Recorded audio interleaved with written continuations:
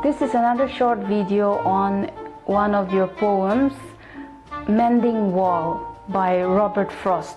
Robert Frost is often known for depicting and portraying the isolation of individual in an indifferent universe. Meaning, he likes to talk about loneliness, solitary life, far away from social gatherings. Mending Wall is a poem that revolves around the theme of necessity of boundaries as well as the unnecessary of building boundaries. It also talks about how difficult it is for us to embrace modernism and totally forget our roots, our traditional ideas, and how those traditional ideas become a barrier and prevent us from widening our mentality. The poem goes, something there is that doesn't love a wall. 2 syllables is equal to 1 meter. So, something there is that doesn't love a wall. 5 meter. 5 in Greek is penta. So, this is a pentameter. And when we look at those 2 syllables, something there is that doesn't love a wall. The second syllable is emphasized, so it is iambic pentameter. Something there is that doesn't love a wall, that sends the frozen groundswell under it and spills the upper boulders in the sun and make gaps even 2 can pass abreast. The work of hunters is another thing. I have come after them to make repair where they have left not 1 stone on a stone, but they would have the rabbits out of their hiding to please the yelping dogs.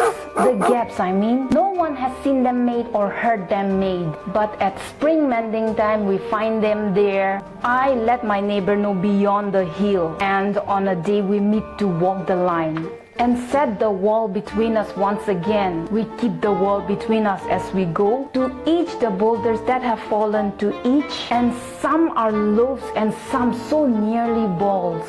We have to use a spell to make them balance. Stay where you are until our backs are turned. We wear our fingers rough with handling them. Oh, just another kind of outdoor game. One on a side, it comes to a little more.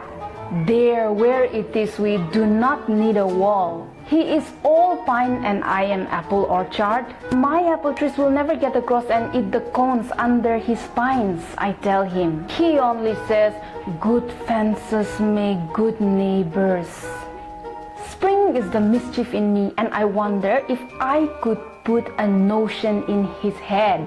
Why do they make good neighbors? Isn't it where there are cows, but here there are no cows? Before I build the wall, I'd ask to know what I was walling in or walling out, and to whom I was like to give offense. Something there is that doesn't love a wall, that wants it down. I could say elves to him, but it's not elves exactly. I'd rather he said it for himself. I see him there, bringing a stone firmly grasped by the top, in each hand like an old stone savage armed. He moves in darkness as it seems to me, not of woods only and shade of trees. He will not go behind his father's saying, and he likes, having thought of it so well, he says again, good fences make good neighbors. Something there is that doesn't love a wall. He's probably talking about nature, because what else can swell the ground underneath to throw up the boulders of the wall? It makes such big gaps that even 2 can pass through chest to chest. The other thing that doesn't love a wall is the work of the hunters. The way the hunters with their yelping dogs run after the rabbits, and when the rabbits go under the boulders to hide, they pick out the boulders to please the yelping dogs. No one has seen or heard the walls being destroyed, but it just happens. And during springtime, what time? Springtime. The speaker informs the neighbor. Who informs the neighbor? The speaker. And they come together at springtime and build the wall again. Some of the boulders lay flat like loaves, Some of them lay round like balls.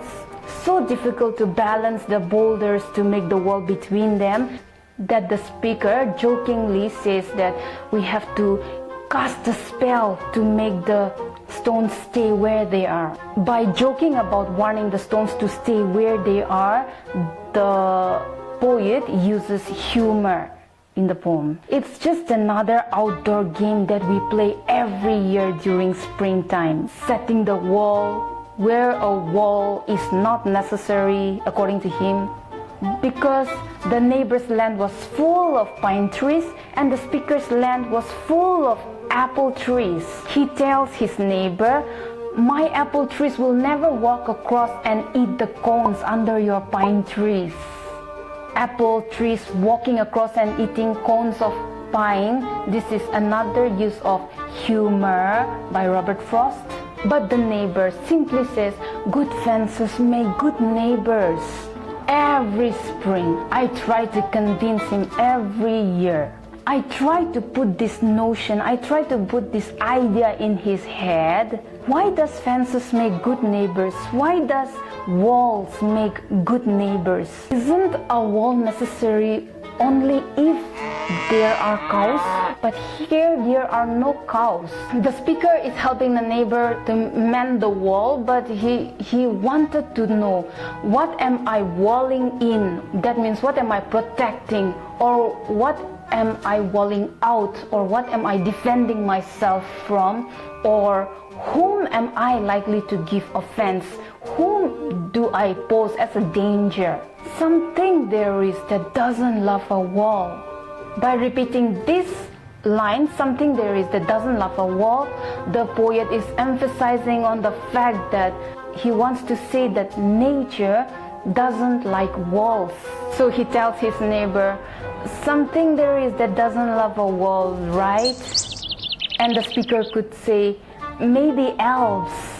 Elves are imaginary creatures, fairy tale-like creatures.